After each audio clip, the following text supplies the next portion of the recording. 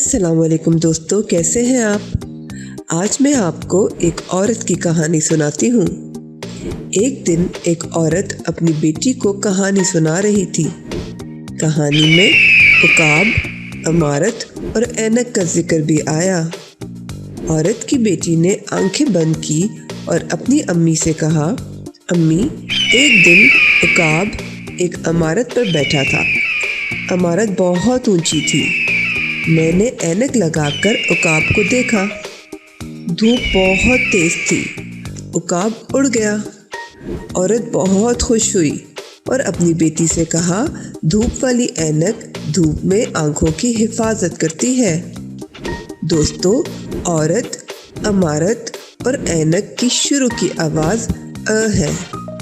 अ अ अ। अरे ऐसे बोलो, अ अ अ। मेरे साथ मिलकर बोलो, अ अ अ। आओ कुछ पढ़ते हैं।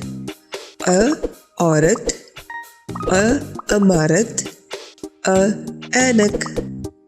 अ औरत, अ अमारत, अ ऐनक। अ औरत, अ अमारत, अ ऐनक।